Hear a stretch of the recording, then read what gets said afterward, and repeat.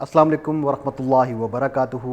आज हम एक और एपिसोड लेके आपके साथ हाज़िर हुए हैं, जिसमें हम आज आपको एक पाकिस्तानी नेशनल के साथ मुतारफ़ कराएंगे, उनकी ज़िंदगी के बारे में पूछेंगे हम उनसे। बेसिकली मुख्तसर सा तारुफ़ मैं आपका उनके साथ करवा देता हूँ। वो पाकिस्तान से ताल्लुक़ रखते हैं और यहाँ पे उन्होंने मूव किया और एज़ अ जॉब यहाँ पे मूव किया, फिर उसके बाद वो बिज़नेस में आ गए। तो आज हम उनसे उनकी ज़िंदगी के बारे में, उनकी जर्नी के बारे में, उनकी सक्सेस के बारे में, उनकी ज़िंदगी के बारे में पूछेंगे, ताकि जो हमारे देखने वाले नाज़रीन हैं उनको कुछ फ़ायदा हो सके। अस्सलाम वालेकुम भाई इरफान, क्या हाल है, कैसी तबीयत आपकी? वालेकुम अस्सलाम वरहमतुल्लाह। कैसी तबीयत आपकी? अल्हम्दुलिल्लाह, आप सुनाएं कैसे हैं? आप खैरियत अल्हम्दुलिल्लाह, हैं? अल्लाह का शुक्र। शुक्रिया आप आप यहाँ पे आए। जी जी। इरफान भाई, आपका थोड़ा सा मुख्तसर सा तारुफ़ तो मैंने करवा दिया है, लेकिन आप अपना थोड़ा सा मुख्तसर सा तारुफ़ करवा दें कि आप कैसे आप यहाँ पे ग्रो, आपने कहाँ पे पढ़ा, कहाँ पे आप रहे, कौन से आप कॉलेज में आपने डिग्री हासिल की और फिर आगे आपने कैसी ज़िंदगी, थोड़ा सा मुख्तसर सा तारुफ़ करवा दें। बेसिकली तो मैं अलीपुर से हूँ, ठीक है, मुजफ्फरगढ़ से। माशाल्लाह। तो एंटर मैंने वहाँ से किया। ठीक है। बैचलर के लिए मैंने फिर लाहौर पंजाब यूनिवर्सिटी से बीकॉम की। उसके बाद फिर पाकिस्तान में स्ट्रगल की। पाकिस्तान में स्ट्रगल करते करते बस अचानक एक आइडिया आया कि नहीं, सऊदी अरब जाना है। ठीक है। पहले मैं सऊदी अरब के ख़िलाफ़ था, मेरे वाले साहब यहाँ पे काफ़ी देर से थे। ठीक। तो अचानक बस फिर प्लान बना सऊदी आने का। सऊदी पहुँचे 2013 में। उससे ये जर्नी स्टार्ट हुई। तो जब आपने कॉमर्स में अपनी डिग्री मुकम्मल की, तो अब वहाँ पे आपने जॉब का नहीं सोचा या डायरेक्ट आप सबसे पहले इधर सऊदीया मूव हो गए? हाँ, जॉब का सोचा वहाँ पे। हाँ। लेकिन वो जॉब इतनी, मैं सोच रहा था कि 50,000 1 लाख ये जॉब मिल जाएगी, बट उसमें सर्वाइवल की जंग बहुत मुश्किल थी ठीक। कि घर कैसे बनेगा, गाड़ी कैसे लेंगे, हक हलाल में 50-60 हज़ार 1 लाख वाली जॉब लेके आगे चलना। तो इसीलिए मैंने ये सोचा कि नहीं, तो अगर कुछ बनना है, कुछ कमाना है, कुछ तो इसलिए हमें मूव करना पड़ेगा। तो आपकी मतलब यहाँ पे आने की रीज़न, मोटिवेशन ये था कि मैंने कुछ बनना है, पैसे ज़्यादा कमाने हैं और ताकि मैं आगे बढ़ सकूँ। जब आप सऊदीया में मूव हुए आफ्टर डिग्री, तो आपने यहाँ पे डायरेक्ट जॉब पे आए थे या वीज़ा लिया था या कैसे मतलब मूव किया आपने? मैं इससे पहले पुराने जो शॉर्ट आंसर मैंने दी है, आने की मेन वजह सिर्फ ये थी कि पाकिस्तान में रह के सर्वाइवल थोड़ा मुश्किल था। ठीक है। कि 50,000 की नौकरी, 1 लाख की नौकरी, मेन बेसिक जो वजह थी वो यही थी, इसलिए मैंने मूव की। ठीक है। तो अगर नेक्स्ट क्वेश्चन पे क्या था? सऊदीया आप यहाँ पे आए, तो जब आप डायरेक्ट किसी कंपनी के अंदर जॉब के ऊपर आए नहीं या नहीं फिर नहीं आपने नहीं, आगे? आज़ाद वीज़ा। आज़ाद हमेशा वीज़ा से से। जो पाकिस्तानी लोग करते हैं आज़ाद वीज़ा, जो कि यहाँ पे एग्जिस्ट नहीं करता। अच्छा। तो तो इरफान भाई, आपसे इसी आप मुझे थोड़ा सा आज़ाद वीज़े के बारे में बता भी दें। आप माशाल्लाह का फिर से यहाँ पे हैं, ये जो कंसेप्ट है आज़ाद वीज़े का, क्या सऊदीया में वाकई आज़ाद वीज़ा अवेलेबल है? बिल्कुल नहीं है। अच्छा। आज़ाद वीज़ा मैं तो अपने दोस्तों को प्रेफर करता हूँ कि भाई आज़ाद पर नहीं हो, ठीक है। आपको हमेशा जो है कंपनी वीज़ा पर आना चाहिए। वो चाहे किसी दोस्त से ले लो, किसी कंसल्टेंट से ले लो, किससे भी लो, कंपनी वीज़ा पर आओ। कंपनी। 1 साल 2 साल उस कंपनी को दो, इस कंट्री को दो, यहाँ पे सीखो समझो, यहाँ पे निज़ाम कैसा है, कैसा माहौल है यहाँ पे। उस 2 सालों में आप सीख जाओगे। आज़ाद जब आप आते हो तो आते ही आपके सर पे एक जिम्मेदारी होती है। जी। जिम्मेदारी कफ़ील को राज़ी करना, इकामा हुकूमत को राज़ी करना, फिर डेली बेसिस पे आपको जो खर्चे हैं, बहुत सारे उसमें मैं समझता हूँ कि प्रॉब्लम होती हैं। मकसद कि आप जब यहाँ पे मूव करते हैं, एक तो आप पैसा लगा के आ रहे हैं, आप स्ट्रगल करके आ रहे हैं, कोई ज़मीन बेच रहा है, कोई सोना बेच रहा है, कोई कर्ज़ लेके आ रहा है। यहाँ पे जब मूव होता है तो वो ये ख्वाब होता है कि मैं सऊदीया जब ज़मीन पे उतरूँगा तो पैसे कमाना शुरू कर दूँगा या एक मंथ बस सैलरी आ जाएगी। हालांकि हकीकत इससे डिफरेंट है। नहीं नहीं, ऐसा नहीं है, ऐसा बिल्कुल नहीं है। मैं अपने आपको बताता हूँ कि मेरे वाले साहब ने मेरे लिए वीज़ा लिया। अच्छा। अगर आपसे लिया होता तो आपसे झगड़ा हो चुका होता अब तक। ठीक है। मेरे वाले साहब ने लिया और 9 महीने तक इकामा प्रोसेस नहीं हो सका। अच्छा। विदाउट इकामा, एक ही रूम में, एक ही घर में बैठे, इसका वेट करता रहा कि इकामा आएगा तो आगे मूव होना। तो आप प्रेफर करेंगे कि आप कोई बंदा आज़ाद वीज़ा लेके आए या फिर डायरेक्ट कंपनी के वीज़े पे आए? क्योंकि अक्सर लोग, आपको पता है कि वो कहते हैं कि यार यहाँ से मूव कर जाए, फिर वहाँ पे जाके देखी जाएगी। वो देखी जानी कितनी आपके ऊपर भारी पड़ती है?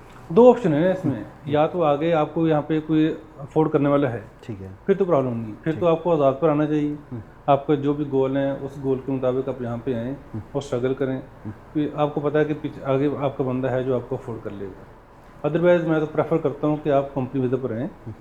क्यों किसी के ऊपर बोझ बनना है, आएँ खुद से करें जो भी करना है। 1 साल 2 साल उस कंपनी में दें, कंट्री को देखें, सीखें, उसके बाद फिर हम।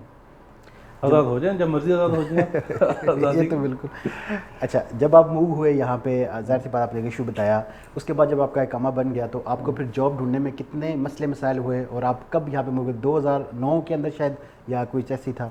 कब मूव हुए और क्या प्रॉब्लम थी उस टाइम आपको नहीं, नौकरी कैसे मिली? 2013 में, जैसे मैंने पहले बताया, 2013 में मैं यहाँ पे मूव हुआ था। अच्छा। 9 महीने के बाद मेरे काम, सितंबर में मुझे काम मिला था और मैंने सऊदीया में एक इंटरव्यू दिए अच्छा।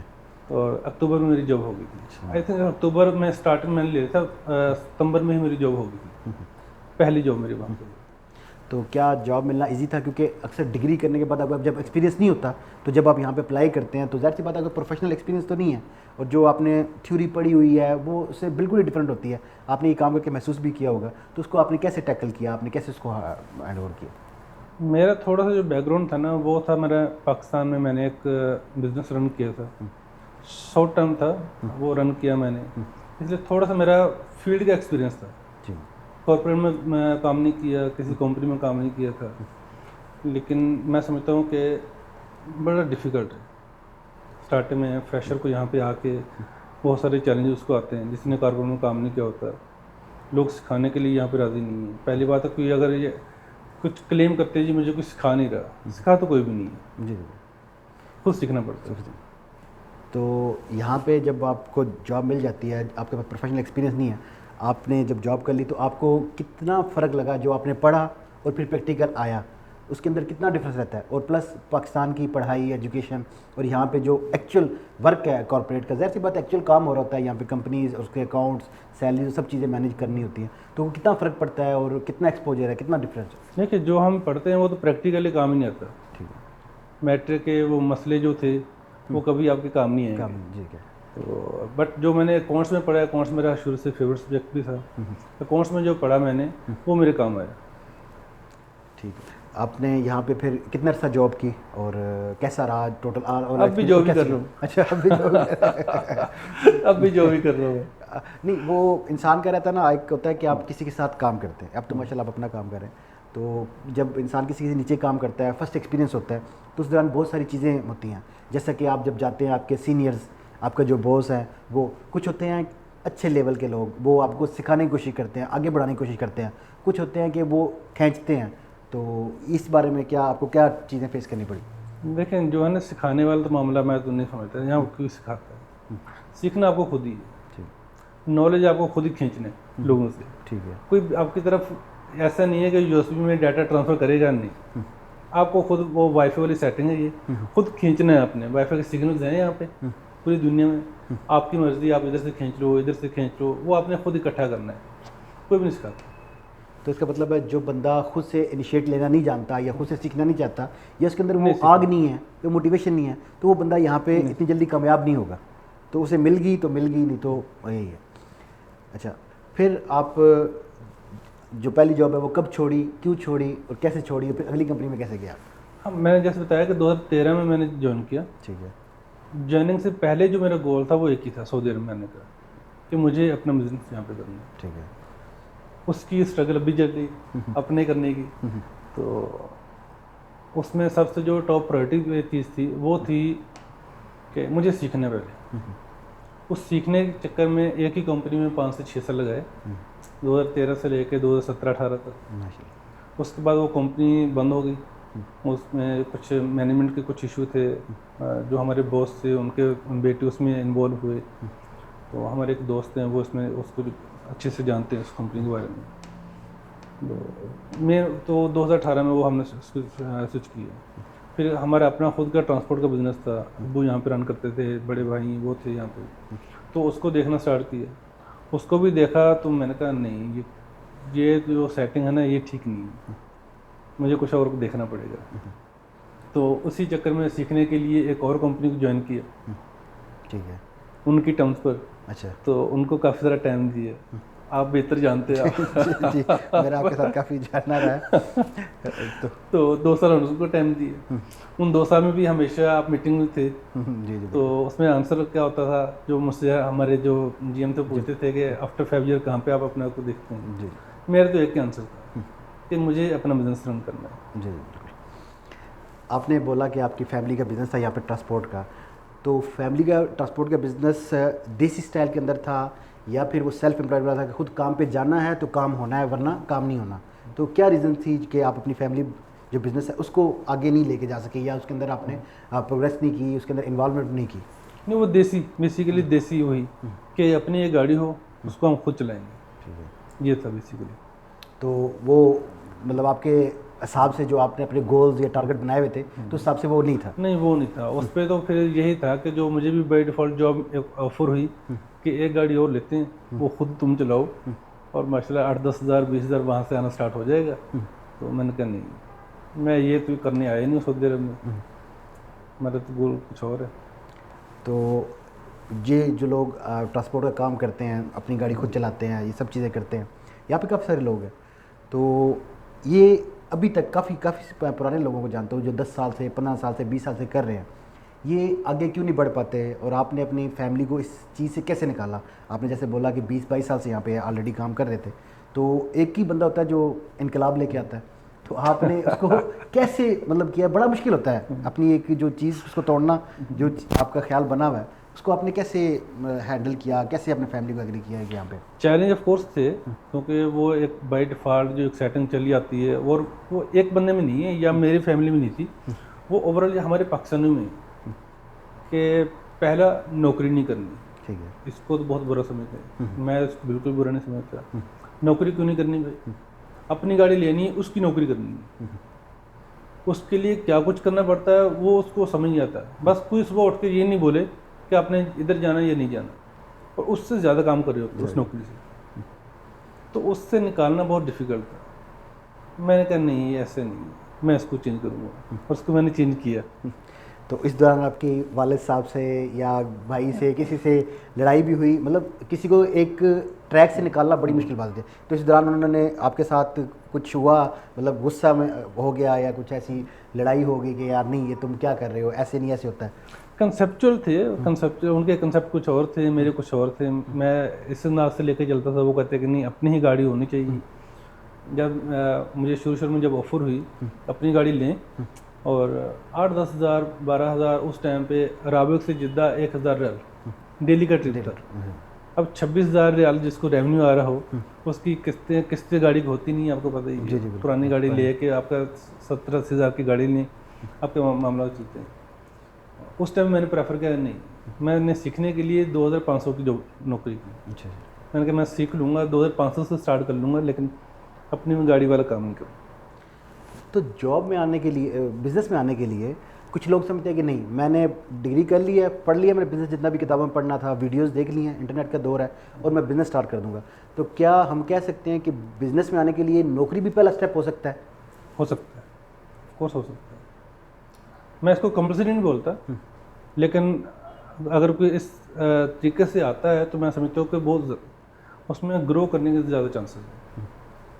तो एक बड़ा मुश्किल होता है जब आप पैसे कमा रहे हो, चाहे वो क्योंकि नौकरी से उसने जो है ना रिस्क किसी और के देखने, जब उसकी अपनी बारी आएगी वो रिस्क वो सारे सेव कर लेगा। वो कहेगा नहीं मुझे ये रिस्क नहीं लेना, ये रिस्क लिया था तो ये हो गया, ये रिस्क लिया तो ये हो गया। अब वो सब रिस्क से वो आज़ाद हो गए, बेसिकली उसने वो फ्री में वो सीख लिया। मिसाल के तौर पे आपको 2,500 रुपये मिल रहा है, आपने सुबह 9 बजे जाना है, 5 बजे वापस आ जाना है, बिज़नेस का लॉस हो रहा है, काम है या नहीं है, आपकी तो नौकरी लगी हुई है, आप 2,500 में बड़े एडजस्ट हैं, ठीक है, आपके घर यहाँ के खर्चे चल रहे हैं, घर भेज रहे हैं, आपकी ज़िंदगी सेट है। अब आप कंफर्ट जोन में चले गए हैं, तो इस कंफर्ट जोन से कैसे निकला जा सकता है? और इतना रिस्क कि आप जैसे बोल रहे हैं कि बिज़नेस के अंदर ज़्यादा काम करना पड़ता है, कि नुकसान हो रहा है तो वो यार मेरा हो रहा है, और उससे डबल मेहनत करनी पड़ती है, सेल्स है, ऑपरेशन है, अकाउंट, सब चीज़ें देखनी पड़ती हैं। तो वो इससे बेहतर है बिज़नेस करना या आपका नौकरी करना? इसके लिए कितना मतलब दिल जिगरा चाहिए? देखिए मैं जब जॉब कर रहा था तो मुझे याद है कि उस 5-6 साल में मैंने डे नाइट ड्यूटी भी की रमज़ान में। अब भी डे नाइट करता हूँ, आपको पता है, मेरा 3-4 साल आप मुझे जानते हैं। उस टाइम भी मैंने कभी ओवर टाइम क्लेम नहीं की, मैंने कभी 9 to 5 जॉब नहीं की, किसी के साथ भी काम मैंने किया है, 9 to 5 जॉब नहीं की मैंने अपना काम ख़त्म करने की कोशिश की है कि मेरा काम ख़त्म हो जाए उसके बाद। मेरे एक कोलीग थे, वो 5 बजे वो उठ के चला जाता था, कहते मुझे काम नहीं करना, 5 बजे उठ के चला जाता था। मैंने कभी मैंने सुई देखी नहीं कभी। तो ये जो लोग नौकरी में आते हैं वो कहते हैं कि हम किसी के नीचे काम कर रहे हैं। अब ज़ाहिर सी बात है, इंटरनेट मीडिया का दौर है और इंसान देखता है कि यार मेरे दोस्त इतनी जल्दी ग्रो कर गए, हालांकि हर बंदे के डिफरेंट हालात होते हैं। तो इंसान जब ये नौकरी में आता है तो उसके ऊपर प्रेशर होता है कुछ, ये जैसे आप बोल रहे हैं 9 to 5 नहीं, मैं 1 घंटा ज़्यादा नहीं करूँगा। अब अक्सर लोग जो है यहाँ पे आते हैं अक्सर कंप्लेन करे होते हैं, नहीं मेरा काम सख्त है, मुझसे 2 घंटे ओवर टाइम करवाते हैं, ये सब चीज़ें। इसको आपने कैसे इतना हैंडल कर लिया, इसको कैसे बर्दाश्त किया? ये तो ओवर टाइम उसके लिए था ना जो कंपनी में दे रहा था अपने सीखने के लिए। उसके बाद मैं अलग से ओवर टाइम भी करता था अपने। मुझे मेरी कंपनी ने गाड़ी ऑफर की, कहा गाड़ी हमसे लो। मैंने कहा नहीं, मुझे नहीं चाहिए आपकी गाड़ी। मैंने क्यों? मैंने कहा मैं बाद में गाड़ी प्राइवेट गाड़ी भी यूज़ करता हूँ, बाहर भी मुझे जाना होता है, मेरे वालदैन नहीं, अब्बू यहाँ पे हैं, फैमिली यहाँ, भाई यहाँ पे हैं, तो उनको भी मूव करना होता है। और कुछ मेरे पास थे, कुछ उनको क्या बोलेंगे हम यहाँ पे फिक्स, कुछ मेरे पास क्लाइंट्स थे जिनको मैं मूव करता था डेली बेसिस पे, 50-60 रियाल 100 रियाल में मुझे उनसे भी रेवेन्यू आता था, उनको भी मैं मैनेज करता था। तो सोना तो बहुत दूर की बात थी उस टाइम। सुबह 4 बजे 5 बजे मैं उठ जाता था शुरू में, लेकिन उसके बावजूद मैंने जॉब जो कर रहा था वो 9 to 5 नहीं थी, वो काम के ऊपर थी। मेरे काम जो थे मैं ख़त्म करके आता था। तो ये जो लोग रोना रो रहे होते हैं, मेरे हालात ऐसे हैं, मेरी तो नौकरी ऐसी है, मैं कुछ कर नहीं सकता, हालांकि उनकी जॉब 9 to 5 ही है, तो उनके लिए आप क्या मशवरा देंगे कि ये कैसे इसको मतलब हैंडल करें? आपका एक वक्त होता है, एक टाइम होता है, अक्सर बोलते हैं कि आपने इसको इन्वेस्ट करना होता है, उसके बाद आपका रिटर्न आना शुरू करता है। तो आपने इसको जैसे आप बोल रहे हैं कि आपने दूसरे लोगों को प्राइवेट जॉब की, ओवर टाइम कर रहे थे, और किसी को आप मतलब ये नहीं बोल रहे थे कि यार मेरा तो बंडल ज़्यादा है, हालांकि वालिद साहब जॉब कर रहे हैं अपनी, मतलब अपना काम कर रहे हैं और आप नौकरी में लगे हुए हैं। इसके पीछे तो एक ही मोटो था कि आपने बिज़नेस करना है, सीखना है, तो वो सीखना काफ़ी चैलेंजिंग रहा। तो आप इन लोगों को क्या मशवरा देंगे जो ये सोच रहे होते हैं कि नहीं मेरे तो हाथ पाँव बंद है, मैं कुछ नहीं कर सकता? नहीं, बेसिकली वो बॉन्डेड होते हैं ना, वो कहते हैं 9 to 5 से ऊपर जो भी हमने टाइम देना है ना, वो हम नहीं दे सकते। हमको पेड इतने का किया है, 9 to 5 का हम उतने काम करके देंगे। तो ये बेसिकली अप्रोच गलत है।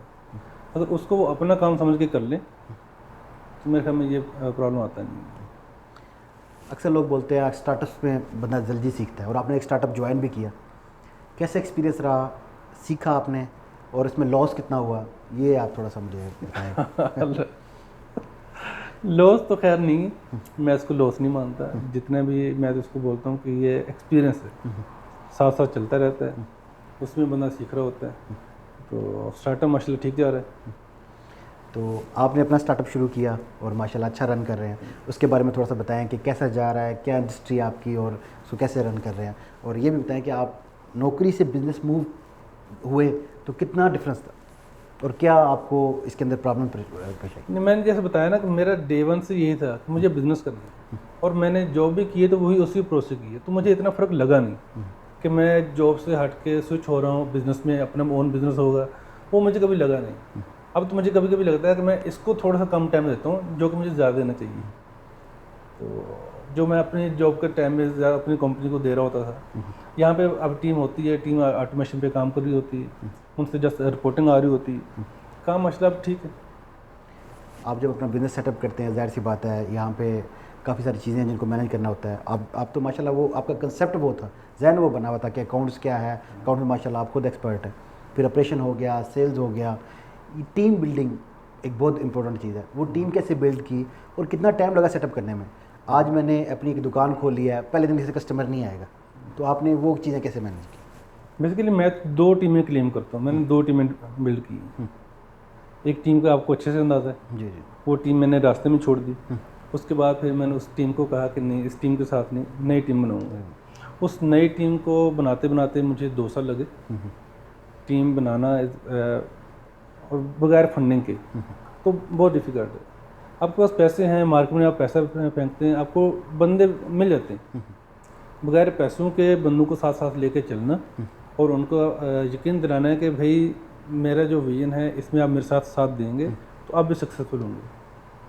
तो मेरे ख्याल में डिफ़िकल्ट होता है, इसलिए थोड़ा सा टाइम लगा मुझे। तो कितने लोग आपके साथ जुड़े और कितने छोड़ गए होंगे? टीम में फिल्टर होती रहती है टीम, तो आप अब जब बॉस लेवल बंदा बैठा होता है या अपनी कंपनी रन कर रहा होता है तो बंदे को नज़र आता है कि अगला बंदा कितना ग्रो करेगा या मेरे साथ कितना चलेगा। तो आप किस नज़रिए से देखते हैं अपने एम्प्लॉयज़ को, या आपके साथ जो हैं जो छोड़ गए उनको भी और जो यहाँ पर आपके साथ हैं उनको भी? और जो ज्वाइनिंग का वक्त होता है ना, उसमें तो जो भी टीम मेंबर नया ऐड होता है उसको तो इसी नज़र से देखा जाता है कि ये लॉन्ग टर्म हमारे साथ चलेगा। जैसे आपने कहा कि बहुत सारे लोग आए, बहुत सारे चले गए, उसमें स्पेशली ड्राइवर्स शुरू शुरू में बहुत चैलेंजिंग डेज थे, तो बहुत सारे ड्राइवर हमारे पास आए और बहुत सारे ड्राइवर छोड़ के चले गए। स्टाफ में भी ऐसा हुआ है, लेकिन काफ़ी सारा स्टाफ मेरे साथ ऐसा है जो डे वन तो नहीं, डे वन तो मैं अकेले ही था तो लेकिन कुछ काफ़ी सारा स्टाफ है जो काफ़ी पुराना है, जो मेरे साथ चल रहे हैं अल्हम्दुलिल्लाह। तो आपको महसूस होता है अपनी टीम को देख के कभी कभी कि यार ये लड़का बहुत ऊपर जाएगा, और आप अपने बिज़नेस को माशाल्लाह रन कर लिया, ऑटोमेशन पे भी लेके चले गए, दरमियान में फाइनेंशियल इश्यूज़, ऑपरेशन के इश्यूज़, और टीम जब टूटती है तो बहुत सारे इश्यूज़ होते हैं। तो आप इसको कैसे, मतलब कि आप 3 पार्ट देख रहे हैं, फाइनेंस भी देख रहे हैं, ऑपरेशन भी देख रहे हैं, सेल भी देख रहे हैं, और तीनों काम बहुत डिफ़िकल्ट है, तो इसको कैसे आपने मैनेज किया? देखिए यही टीम थी जब 1000 का ट्रिप लगा के ये टीम, रेवेन्यू जिसकी मैं बात करता हूँ कि 1000 रेवेन्यू हमारा था, उसको 100 के रेवेन्यू किए, 100 के को हमने मिलियन रेवेन्यू किए, तो इसी टीम ने साथ दिए। तो टीम में पोटेंशियल तो है, ये टीम साथ चली है और माशाल्लाह चल भी रही है। मैं तो समझता हूँ कि ये टीम ग्रो करने वाली है, और जो उनको टास्क दिए जाते हैं बखूबी वो अच्छे से उसको सरंजाम देते हैं। जब आप किसी बंदे का इंटरव्यू करते हैं, आपकी टीम के अंदर मेंबर ऐड हुए, तो आप उनके अंदर क्या देखते हैं? क्योंकि एज अ बिज़नेस ओनर या एज अ यहाँ पे जब बंदा बॉस बन के बैठा होता है तो इंटरव्यू करता है, तो देखते हैं इंसान कि यार मैं इस पर रिलाई कर सकता हूँ, क्या इसको जो जॉब दे रहा हूँ ये 100% कंप्लीट कर सकेगा। तो आप उस पर शुरू में कितना एतमाद करते हैं, टेस्ट कैसे करते हैं, और क्या चीज़ें देखते हैं कि आपको पता हो कि आगे जाके ये बंदा मेरी कंपनी के अंदर मेरे साथ एज अ पार्टनर काम करेगा? देखिए मेरी कोशिश होती है कि वो मेरे विजन के साथ और मेरी कंपनी के साथ लॉयल कितने हैं। वो 2-4 क्वेश्चन से अंदाज़ा हो जाता है ये लॉयल होकर चलेगा या नहीं चलेगा। अगर ये 9 to 5 वाला है तो उससे माजर कर ली जाती है। कोई भी सिलेक्शन होती है उनसे ये कहा जाता है मेरे ऑफिस में अभी तक हमने कभी अटेंडेंस देख के कोई सैलरी नहीं बनाई, ना ड्राइवर्स की ना स्टाफ की। उनको एक ही काम का हो, टास्क कंप्लीट होना चाहिए बस। इन 3 सालों में हमने कभी किसी के 1 रुपया भी नहीं काटा। कोई 10 मिनट लेट आ जाए, मेरी स्टाफ मेम्बर्स हैं कुछ, वो सुबह 11 बजे आते हैं, कभी उनसे क्वेश्चन नहीं हो कि आप आज 11 बजे क्यों आए, लेकिन रात को 11 बजे भी वही जाग रहा होता है। तो ये चीज़ें आप, जो एक लीडर होता है, जो आपका टीम लीडर है, आप खुद है माशाल्लाह, तो ये उससे सीखी जाती हैं। आप अगर किसी के पैसे काटना शुरू कर दें तो कल ज़ाहिर सी बात है उनके जहन में आ जाता है कि यार नहीं, काम जो मैंने इतना मिल रहा है तो मैं इतना ही काम करूँगा। उनको कैसे मोटिवेट करते हैं? मैंने बताया ना कि मेरा जो एक्सपीरियंस था ना उसमें मैंने यही होता है, अगर आप कंपनी में किसी में जॉब करके आते हैं तो आप वहाँ पे रिस्क सीख के आ जाते हैं, आप वहाँ पे मिस्टेक सारे सीख के आ जाते हैं। आपने ये रिस्क, इससे कैसे बचना है, इस मिस्टेक से कैसे बचना है, वो सारे मैं वहाँ से, मेरा एक्सपीरियंस काफ़ी सारा हो गया, उसमें मैंने सारी ये चीज़ें सीखी हैं। और टीम को मोटिवेट ही करना होता है। बेसिकली टीम आपके पास 24 आवर एक्टिवेट होती है, जो आपके विजन के साथ एग्री करती है। जो सिर्फ सैलरी के लिए आती है वो लॉन्ग टर्म में आपके साथ चलती भी नहीं है। वो तो 100 रियाल आपको कहीं से बोनस भी मिल जाए तो वो उड़ जाती है। ऐसी टीम आप भी थोड़ा जानते होंगे, कोई 500 का थोड़ा सा इंक्रीमेंट मिल जाता है, उसको स्विच करके चले जाते हैं, ये चलता रहता है। इवन के हाईली पेड, वेल पेड जो पर्सन होते हैं आप रखे हुए कंपनी में, तो वो भी मूव कर जाते हैं। क्या वजह होती है उनकी? आया कि आप वाली बात के विजन के साथ मैच नहीं कर पाते, या उनके जहन के अंदर वो ग्रोथ नहीं होती, या वो देखते हैं कि उस 500,000 के जो इंक्रीमेंट लग रहा है उसको? इसका मैं क्या आंसर दूँगा? इंसान को पता चल जाता है ना कि ये है रहा, क्योंकि आपने काफ़ी सारे लोगों को ऐसे देखा होगा, छोड़ भी गए हैं। अच्छा, यहाँ पे कोई भी प्रॉब्लम होती है, कोई जब टीम मेंबर छोड़ के जाना चाह रहा होता है तो लोग उसको कहते हैं कि नहीं नहीं, उसको रोकने की कोशिश करते हैं। आपको पता है यहाँ पे कैसे रोका जा सकता है, तो आप क्या ऐसा करते हैं या नहीं, और ऐसा करना चाहिए या नहीं? हमने इस पूरे पीरियड में कुछ इश्यूज थे जो लॉयल्टी की थे, उस बेसिस पे हमने कुछ टीम्स अपने स्टाफ को फायर किया है। अदरवाइज मेरी कोशिश ये होती है कि अपनी टीम को हम लॉन्ग टर्म लेके चलें। और जो प्रॉब्लम है ना, जो स्विच करना, टीम मेंबर आपस में उनकी बॉन्डिंग भी होती है। मेरा तो एक ही है कि कॉर्पोरेट में कोलीग्स जो होते हैं वो दोस्त नहीं होते, वो सिर्फ कोलीग्स होते हैं। कोलीग्स होते हैं, अब बाद में आप 9 to 5 के बाद आप क्या हैं।